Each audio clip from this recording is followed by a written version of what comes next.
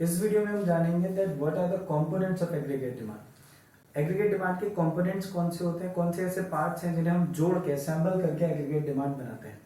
तो ये जानने से पहले आपको जानना ही जरूरी है that economy can be classified into two categories, first closed economy and second open economy. इससे पहले दोबारा से आपको याद दिला दूं, और आप लोग सभी लोग जानते हैं that there are four sectors in an economy, मतलब किसी भी इकोनॉमी को मेजरली हम चार सेक्टर में क्लासिफाई कर सकते हैं, डिवाइड कर सकते हैं, वी कैन से दैट। तो चार सेक्टर्स होते हैं, house hold sector, producer sector, government sector and external sector या रेस्ट ऑफ द वर्ल्ड भी इसे बोला जाता है। तो जब हम इकोनॉमी में बात कर रहे हैं क्लोज इकोनॉमी की, तो ये पहला क्लासिफिकेशन हो जाता है किसी भी इकोनॉमी का। क्लोज इकोनॉमी का मतलब when the economy is closed within its domestic territory, that means उसका किसी बाहरी इकोनॉमी से, किसी दूसरी कंट्री से, किसी दूसरी इकोनॉमी से किसी भी तरीके से कोई भी रिलेशनशिप नहीं है, not in terms of financial और इन अदर टर्म्स, किसी भी तरीके से कोई रिलेशन नहीं है। फाइनेंशियल ट्रांजेक्शन हम किसी इकोनॉमी से अगर नहीं करते हैं, सारे फाइनेंशियल ट्रांजेक्शन हम सिर्फ और सिर्फ अपनी इकोनॉमी की बाउंड्री लाइन के अंदर करते हैं, तो वो क्लोज्ड इकोनॉमी कहलाती है। That the economy is closed with in its own boundary lines. तो किसी भी इकोनॉमी में जब हम बात करते हैं क्लोज्ड इकोनॉमी की, तो मेजरली तीन सेक्टर्स बन सकते हैं। सबसे पहला जो सेक्टर बनता है वो उस इकोनॉमी के खुद के कंज्यूमर्स का होता है, दूसरा उस इकोनॉमी के अपने प्रोड्यूसर्स का, और तीसरा उस इकोनॉमी की गवर्नमेंट का। तो ये मेन तीन सेक्टर किसी इकोनॉमी में आ सकते हैं। Now the closed economy can further classified into two categories. First,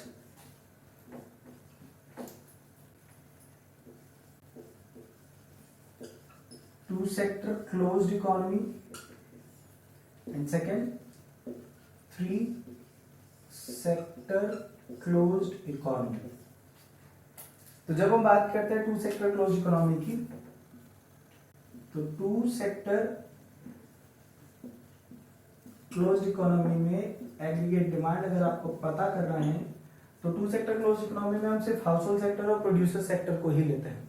तो प्रोड्यूसर सेक्टर और हाउस होल्ड सेक्टर को ही जब हम ले रहे हैं, तो प्रोड्यूसर सेक्टर का काम है, सबसे पहले बात करते हैं हाउस होल्ड सेक्टर की। हाउस होल्ड सेक्टर में सारे कंज्यूमर्स होते हैं। कंज्यूमर्स का काम है सिर्फ और सिर्फ कंजम्पशन करना, that's why they are known as consumer. तो कंज्यूमर का काम है कंजम्पशन करना, वो सामान खरीदते हैं अपनी जरूरतों को सेटिस्फाई करने के लिए, उसके लिए जो भी खर्चा वो करते हैं वो कहलाता है कंजम्पशन एक्सपेंडिचर। वहीं जब हम बात करते हैं प्रोड्यूसर्स की, तो प्रोड्यूसर का काम है प्रोडक्शन करना, और प्रोड्यूसर्स के जब ये प्रोडक्शन करना शुरू करते हैं तो उसके लिए जो भी पैसा वो जो भी लगाते हैं, खर्च करते हैं, उसे हम इन्वेस्टमेंट बोलते हैं। और पैसा जो उन्होंने खर्च कर दिया, स्पेंड कर दिया, उसे हमने यहाँ पर कैपिटल आई से डिनोट किया, known as investment expenditure. Now government, हम जानते हैं गवर्नमेंट दो तरीके के काम करती है, दो तरीके के रोल प्ले करती है। एक as a social welfare agency and second as a producer.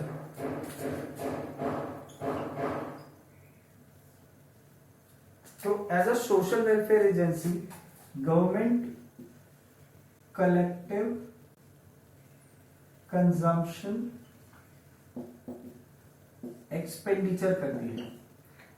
Collective consumption expenditure मतलब गवर्नमेंट बहुत सारा सामान खरीदती है, और बिलो पॉवर्टी लाइन के जो लोग होते हैं, उससे नीचे के लाइन के लोग होते हैं, उनको फ्री ऑफ कॉस्ट प्रोवाइड कराती है, और बहुत सस्ते दामों में प्रोवाइड कराती है।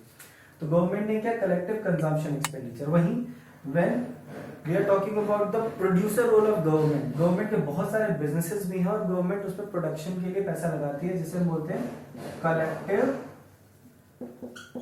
Investment expenditure. तो गवर्नमेंट कलेक्टिव इन्वेस्टमेंट एक्सपेंडिचर भी करती है।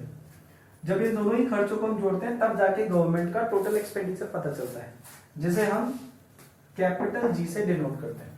इसे हम कैपिटल जी से डिनोट कर देते हैं। चलिए, तो यहाँ पर अब तक हमने बात करी तीनों सेक्टर की जो किसी इकोनॉमी में आते हैं। तो जब हम बात कर रहे हैं टू सेक्टर क्लोज इकोनॉमी की, तो यहाँ पर हाउस होल्ड सेक्टर और प्रोड्यूसर सेक्टर को टू सेक्टर क्लोज इकोनॉमी में माना जाता है कि सिर्फ यही दो सेक्टर हैं, तीसरा है ही नहीं। तो in this way house hold sector consumption expenditure करेगा और प्रोड्यूसर सेक्टर इन्वेस्टमेंट एक्सपेंडिचर करेगा, और यही दो कंपोनेंट बन जाएंगे टू सेक्टर क्लोज इकोनॉमी में एग्रीगेट डिमांड फाइंड आउट करने के। जब हम बात करते हैं थ्री सेक्टर क्लोज इकोनॉमी की, तो थ्री सेक्टर क्लोज इकोनॉमी में तीनों सेक्टर्स आ जाते हैं, तब एग्रीगेट डिमांड का फॉर्मूला बनेगा C, household sector consumption expenditure करेगा, प्रोड्यूसर सेक्टर इन्वेस्टमेंट एक्सपेंडिचर और गवर्नमेंट सेक्टर गवर्नमेंट एक्सपेंडिचर। तो एग्रीगेट डिमांड का फॉर्मूला बनेगा थ्री सेक्टर क्लोज इकोनॉमी में C plus I plus G. I hope so आपको close economy model समझ में आ गया होगा, इसके कंपोनेंट समझ में आ गए होंगे। आगे हम बात करते हैं ओपन इकोनॉमी की, कि ओपन इकोनॉमी में कैसे एग्रीगेट डिमांड के कितने कंपोनेंट हो जाते हैं।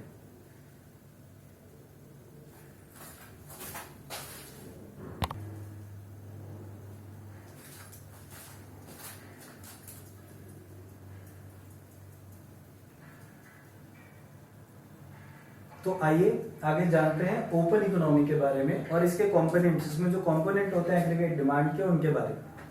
तो ओपन इकोनॉमी में को जानने से पहले आपको ये दोबारा से रिकॉल करा दूं, हाउस होल्ड सेक्टर में कंज्यूमर्स होते हैं तो वो कंजम्पशन एक्सपेंडिचर करते हैं। प्रोड्यूसर सेक्टर में प्रोड्यूसर्स होते हैं, प्रोड्यूसर्स का काम होता है प्रोडक्शन करना, प्रोडक्शन के लिए वो पैसा खर्च करेंगे तो कहलाएगा इन्वेस्टमेंट। तो वो खर्चा जो प्रोड्यूसर सेक्टर कर रहा है वो कहलाएगा इन्वेस्टमेंट एक्सपेंडिचर। गवर्नमेंट का डुअल रोल प्ले करती है government as a welfare agency and as a producer. As a welfare agency government जो खर्चा करती है वो कहलाता है collective consumption expenditure. As a producer government जो खर्चा करती है वो कहलाता है कलेक्टिव इन्वेस्टमेंट एक्सपेंडिचर। तो इन दोनों ही खर्चों को जब हम जोड़ देते हैं तो वो कंबाइंडली गवर्नमेंट एक्सपेंडिचर बनता है। अब हम बात करते हैं चौथे सेक्टर की, यानी एक्सटर्नल सेक्टर। हमारे देश की बाउंड्री लाइन के बाहर, हमारे देश में तो है तीन सेक्टर, हाउस होल्ड सेक्टर में कंज्यूमर आ गए, प्रोड्यूसर सेक्टर में यानी हमारे सारे प्रोड्यूसर, गवर्नमेंट सेक्टर। अब हम बात कर रहे हैं दुनिया भर में बाकी जो इकोनॉमीज हैं उनकी। हमारे देश के लोगों को दूसरे देश की इकोनॉमी के लोगों से क्या फर्क पड़ेगा, क्या काम पड़ेगा, जब वो उनसे बात करेंगे या ट्रांजैक्ट करेंगे, तभी तो एक्सटर्नल सेक्टर हम जोड़ते हैं। तो हमारी इकोनॉमी के लोगों को, गवर्नमेंट को, प्रोड्यूसर को या हाउस होल्ड सेक्टर को दूसरी इकोनॉमीज के लोगों से जरूरत सिर्फ इतनी होती है कि हमारे यहाँ प्रोड्यूसर्स ने या गवर्नमेंट ने जो एक्स्ट्रा सामान बना दिया है, जो फर्दर प्रोडक्शन कर दिया है, जो सरप्लस अमाउंट है, यानी प्रोडक्शन जितना हमारे यहाँ चाहिए था उससे ज्यादा प्रोडक्शन कर दिया, तो फालतू ही पड़ा रहेगा, खराब हो जाएगा, तो वो हम उठा के दूसरे देश के लोगों को बेच दें, तो वो बस उन्हें बेचने के लिए काम में आते हैं। यानी हमारे यहाँ से प्रोड्यूसर सेक्टर सामान एक्सपोर्ट करता है उन लोगों को जो दूसरे देश के लोग हैं, जिनको हमारा सामान चाहिए, जो हमारे यहाँ डोमेस्टिक प्रोडक्ट बना है। वहीं जो सामान हमारे यहाँ नहीं बनता, जिसकी प्रोडक्शन हमारे यहाँ नहीं है बट हमारे यहाँ के लोग उसकी डिमांड करते हैं, जैसे कि पेट्रोलियम। पेट्रोलियम हमारे यहाँ बहुत कम प्रोड्यूस हो पाता है, ये दूसरे देशों में ज्यादा है, इसकी प्रोडक्शन ज्यादा है और हमारे यहाँ डिमांड इसकी ज्यादा है, तो हम उस देश से वो सामान खरीद लेते हैं। दैट मीन्स हम इंपोर्ट करा लेते हैं वो सामान। मैक्रो इकोनॉमिक्स की टर्म में कैपिटल एक्स से डिनोट किया जाता है एक्सपोर्ट को और कैपिटल एम से डिनोट किया जाता है इंपोर्ट को। एक्सपोर्ट हमारे डोमेस्टिक टेरिटरी में जो सामान बना उसी को हम एक्सपोर्ट कर सकते हैं, वही एक्सपोर्ट में आएगा। तो हमारे प्रोडक्ट की डिमांड हो रही है दूसरे देश में, इसे पर डिमांड हो रही है, तो ये एग्रीगेट डिमांड का कंपोनेंट बन जाएगा। और क्योंकि डिमांड हो रही है, बढ़ा रहा है, तो ये प्लस के चार्ज में रहता है। वहीं इंपोर्ट, जब हम दूसरे देश में बना हुआ सामान अपने देश में मंगवा रहे हैं, किसी दूसरे देश का डोमेस्टिक प्रोडक्ट है, वो हमारे देश का नहीं, वो हम अपने देश में मंगवा रहे हैं, तो ये हमारे देश में बने डोमेस्टिक प्रोडक्ट के डिमांड को डाउन कर देता है। इसीलिए इंपोर्ट हमेशा नेगेटिव चार्ज के साथ रहता है। तो यहाँ पर एक्सटर्नल सेक्टर से हमें काम सिर्फ एक्सपोर्ट और इंपोर्ट से है, क्योंकि एक्सपोर्ट प्लस में था, प्लस के चार्ज में था, ये एग्रीगेट डिमांड बढ़ाता है तो इसे प्लस में रखा, और इंपोर्ट हमारे डोमेस्टिक प्रोडक्ट की डिमांड घटा देता है, इसीलिए इसको माइनस में रखा। तो जब हम बात करते हैं फोर्थ सेक्टर क्लोज्ड इकोनॉमी की, ऐसी इकोनॉमी की जिसमें चारों सेक्टर आ जाए, जिसे हम फोर्थ सेक्टर इकोनॉमी भी बोलते हैं, इसी को दूसरे शब्द में हम ओपन इकोनॉमी कह सकते हैं, एक नाम है। तो ओपन इकोनॉमी कह लीजिए या फोर सेक्टर क्लोज्ड इकोनॉमी कह लीजिए, बात एक ही है। फोर सेक्टर्स हैं किसी इकोनॉमी के, तो भी वो ओपन इकोनॉमी कहलाएगी। 4 सेक्टर्स क्लोज इकोनॉमी का मतलब ये कि हमने पूरे ग्लोब को, पूरी अर्थ को एक इकोनॉमी मान लिया, तो वो ओपन इकोनॉमी कहलाएगा। आगे बात करते हैं इसके एग्रीगेट डिमांड के कंपोनेंट की। तो क्योंकि हमने चारों सेक्टर को जोड़ा है, तो हाउस होल्ड कंजम्पशन एक्सपेंडिचर करेगा, प्रोड्यूसर सेक्टर इन्वेस्टमेंट एक्सपेंडिचर करेगा, हमारे देश की गवर्नमेंट एक्सपेंडिचर करेगी, और एक्सटर्नल सेक्टर से काम है एक्सपोर्ट और इंपोर्ट का। तो export minus import creates a concept of net export.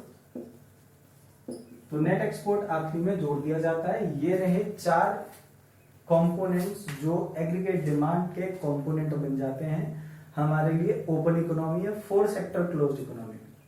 इस टॉपिक में बस इतना ही। हम आगे जानेंगे that how aggregate supply schedule works and what is the concept of aggregate supply curve.